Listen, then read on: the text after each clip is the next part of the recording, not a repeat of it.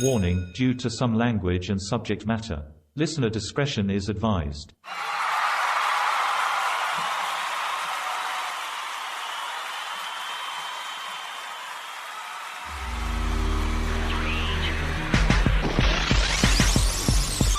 "17 seconds. That is all the time it took for my next guest to finish his last opponent in March of 2022.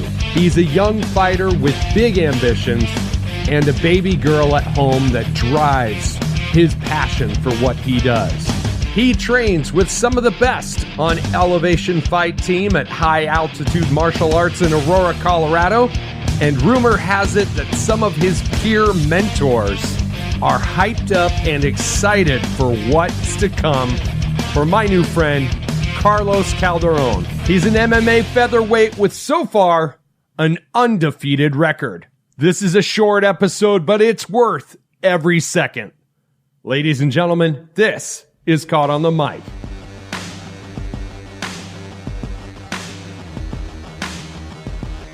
Nothing I would rather be doing on a summery June day than talking to my friend Carlos. How are you? I'm doing good, my friend. How about yourself? Good. Hey, so are you prepping for another fight? Because your last one was back in March, right? Yes, sir. And so just had a lot of life things going on, kind of readjusting to some new things and trying to get a camp going right now. I'm barely getting back into shape, doing all the extra miles and stuff. But yeah, man, I'm trying to get something for July. Good, because to my listeners, if you get a chance and you do a little YouTube search, your fight was over in 17 seconds back in March? Yes, sir, 17 seconds.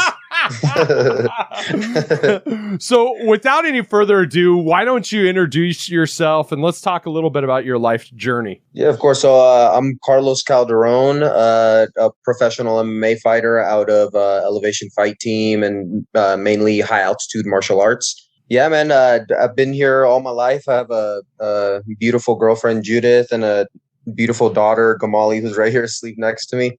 And that's about all there is to me, So how did you get into the fight game? So, I mean, I've always kind of been interested in martial arts. Like, I think everybody kind of has those moments where they wonder about like what the human body is capable of. For me, that came in the form of like asking my friends, "Hey, you think you could take a chimpanzee?"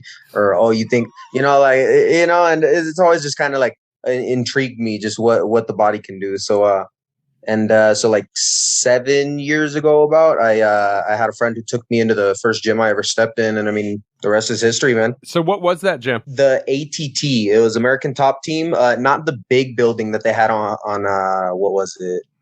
On Peoria before, but it was the smaller building that they had on Quincy and Parker. What was the first discipline you started practicing? I would say just like kickboxing. I dabbled in jiu-jitsu, but I didn't really train jiu-jitsu for like the first year of my career. I probably just rolled, and I got decent doing that. But what jiu-jitsu I did get, it was from my first coach, Alexander Huddleston. Shout out. Nice. That's awesome. And you're training out of high altitude martial arts right now. Yes, sir. What kind of benefits do you get from training there? Oh, man. You could go in any the day of the week and find somebody who's world class in something around the room. It's like it's such a diverse group of human beings who, I mean, like not only is the martial arts on another level, but just like the mentality in there, like everybody knows where we're going. Two of my most favorite interviews were with Cody and Vinny. Oh, that's dope. And I tell you what, man, it's like whenever I'm talking to my friends and, of our age, my age, I'm a lot older than you. But when I'm talking to my friends, I'm like, if you want to get motivated to get your ass back into the gym, like listen to this episode with Vinny, listen to this episode with Cody and Zach too. Cause hey, Zach's a beast. Dude, I think that dude's going to be huge. I'm excited. Yeah, for sure. I'm excited to see what happens with him. So you're training out of high altitude martial arts. You're a member of Elevation Fight Team. Have most of your fights been with Fury organization then? As a professional, yes. I want to say yes. I signed a multi-fight deal with them, like to start my career. But just talking to my manager, kind of surveying the options, he kind of figured that being a free agent right now would be the best thing. So you are pursuing something else then? Oh, yes, sir. Yeah, I'm definitely trying to go for July. If not, I'll be patient. I'll wait for August, but I definitely got some in the books. Yeah. Yeah. But I mean, a contract with another organization. Oh, we'll see. Like if the numbers are right, if everything matches up, like everything's possible. But right now, we just kind of want to keep the opportunities open because, just want to keep that stock growing. Yeah. Yeah, for sure. So what goes into a camp for you? So I mean, right.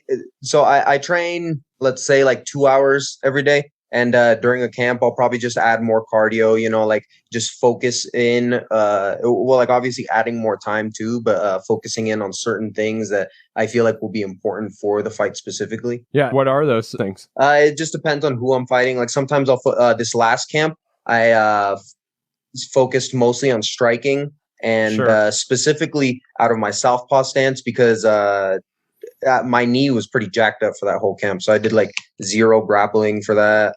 And I couldn't kick with my left leg. So I'm thankful it was over pretty quick. That's funny, man. So you've lived in Colorado most of your life. Yes, sir. Tell me about your upbringing. So I was born in LA. I got a big family. I got two brothers, two sisters. My parents have been like back and forth from El Salvador since they got here, but we settled down in California first, and we were actually living in a really small spot over there in California, and that was when I was still a baby. Eventually we came here to Colorado.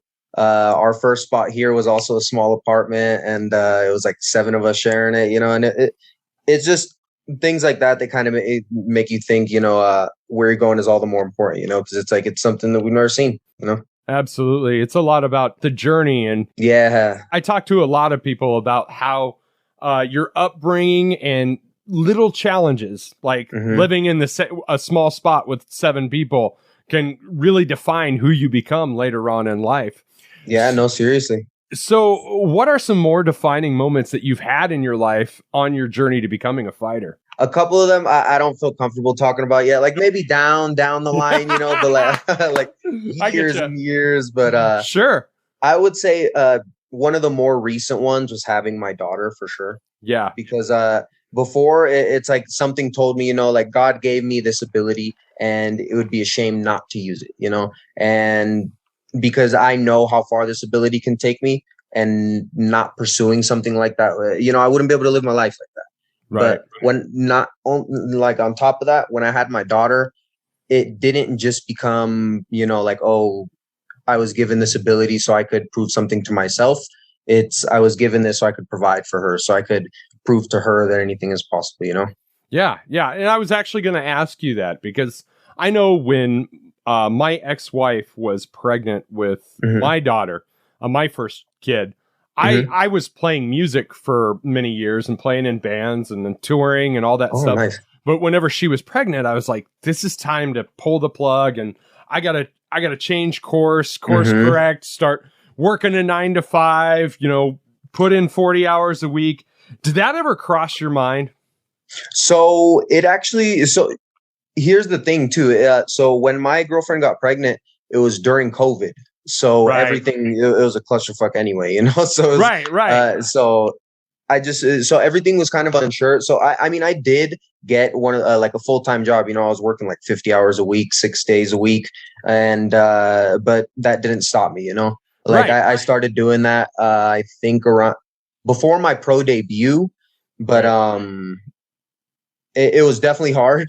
But recently I've made the transition to I'm starting a business for myself, and where I'm just going to be like personal training people, and I'm trying to make it adapt that way to open up a lot more time.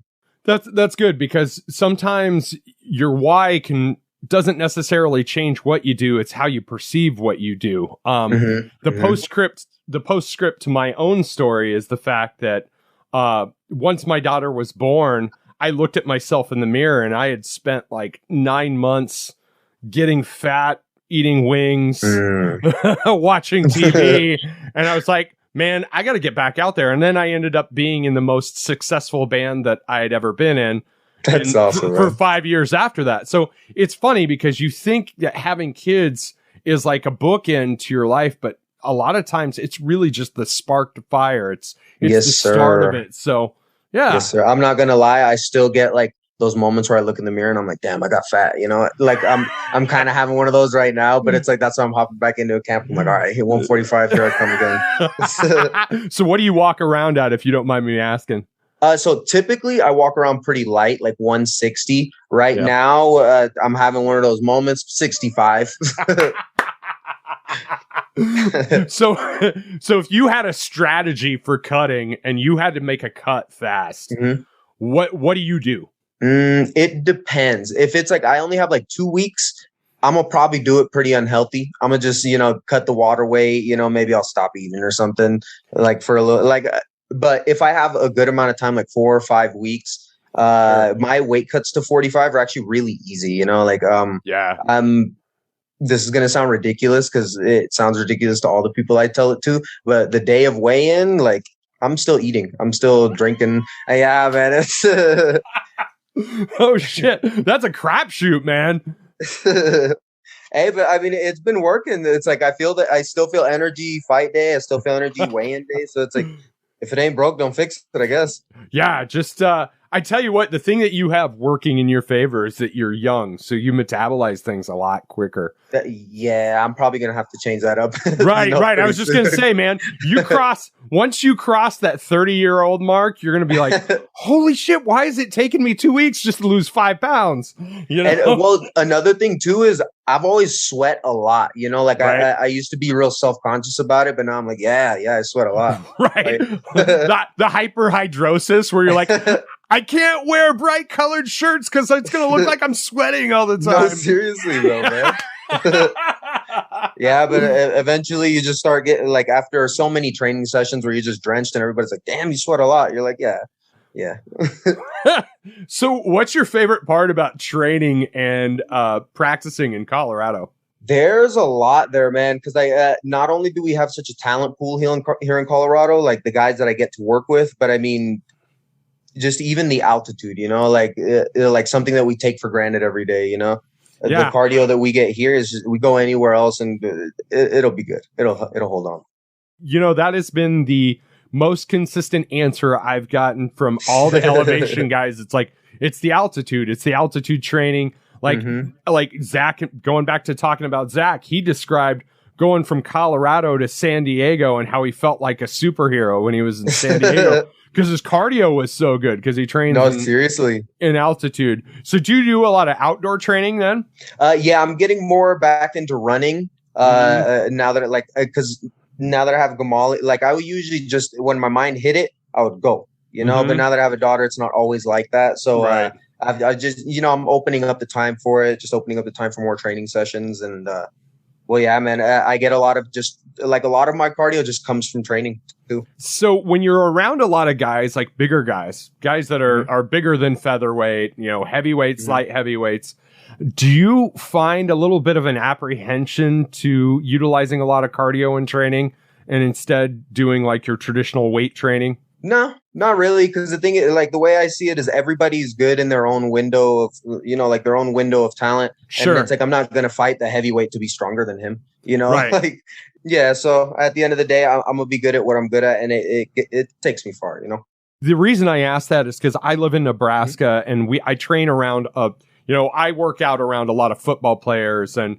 and that's what Nebraska is known for is football and wrestling and you get into these gyms and you get a lot of guys that'll shame you for doing too much cardio. They're like, bro, you need to be lifting. Why are you doing all that running and shit? It's like, because I'm going to outrun your fat ass eventually, No, honestly, like, because I don't go to the gym much, so I don't get many of those people in my ear. But like in the training room, everybody has their own way of doing it, and nobody's wrong, nobody's right. So it's like, well, obviously there are some people who are right. You got Sandhagen and fucking Gaethje in the room and Usman. Right. They're pretty right. But I was just going to ask you, who are some of your most favorite guys to train with? Sandhagen for sure. Let's see. I got like my whole clique over at Hama. Shout out like Daniel, Miguel. I got Elias. I got Carlos. I got Richard. Yeah, man, we got a whole crew over there going, man. And you'll see us coming soon. Yeah. The thing is that I'm always impressed with when talking to you guys is you are all like a tight-knit group and a tight-knit family.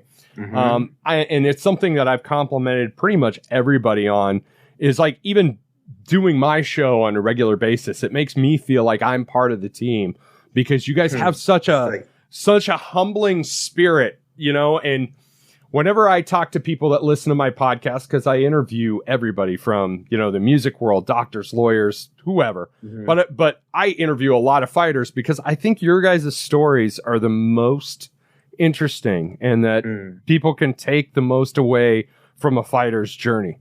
I think part of it is just that, you know, you have to be a real, I'm going to say it, crazy individual to choose this as a lifestyle, you know, like normally people wouldn't want to sacrifice something like, you know, just chilling with your family or, you know, like watching a movie on a day off or something for something as rigorous as a training session or a fight, you know? Yeah, absolutely. It's just interesting. People love to see people fight.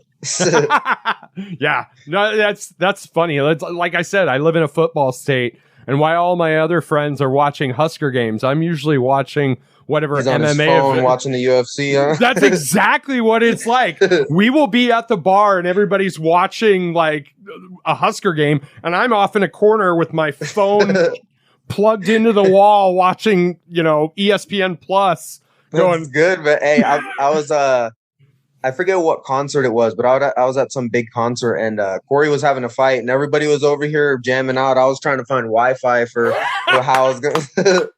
Yes. Is Corey still instructing at Hama right now then? Yeah, so he teaches MMA classes. Sure. And he's not doing like striking program anymore, but you know, he's always helping the people who he trains with out. So it's not like taking a class, but when you're around the guy, you're always taking a class, you know? Yeah, it seems like a very iron sharpens iron environment around there. Yeah, for sure. I'm really impressed by that. I messaged Vinny and Cody and Bobby just yesterday and let them know I'm coming out first week of July. So I'm hoping to stop out if not for any other reason to high five some of you guys and be like, hey, thanks for doing the show, you know. But what is your advice for making the world a better place right now? Man, just do what makes you happy and try and do your best to stay out of other people's happiness. You know, it's like I feel like there's just too much going on for us to really like. I don't know. You know, like we just got to do. It's a tough world out there. We got to do what makes us happy, and if you can do your best to stay out of the way of other people's happiness, then do that. You know, because it's like, but it can only. It's a tough. You know, that's a tough question because I'm in a sport where it's like. My happiness does stand in the way of somebody's happiness, but it's like, at the end of the day, it's like, just do your best. Do your best. Yeah. So 1 year from now, where do you see yourself? I would say 3 or 4 more fights, however long that takes, probably about a year. I will either be on the roster or in the eyes of the UFC, and they're either going to know my name or they'll be signing my checks. That's amazing. Well, sir, thanks for taking a little time out of your day to be on the podcast. Enjoy that little girl beside you. Will do. That's what life's really about. And man, I tell you what, the world's a better place with you in it. Hey, I appreciate you, brother. The world's a better place with you in it too. Man, I tell you what, there were a lot of laughs in a short period of time there. I want to thank my friend Carlos for being on the show once again.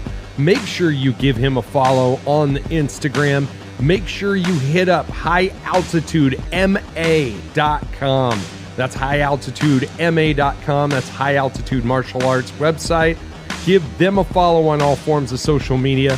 Follow Elevation Fight Team on all forms of social media. And while you're doing that, make sure you give me a follow on all forms of social media. The summer is getting hot and the podcasts are only getting hotter, so I would appreciate that 5-star review on the Apple Podcast app, and you can review me now on Spotify. Make sure you hit up my website, www.caughtonthemic.com. This has been Caught on the Mic with Michael Clark. I'm Michael Clark. Until next time, Thank you.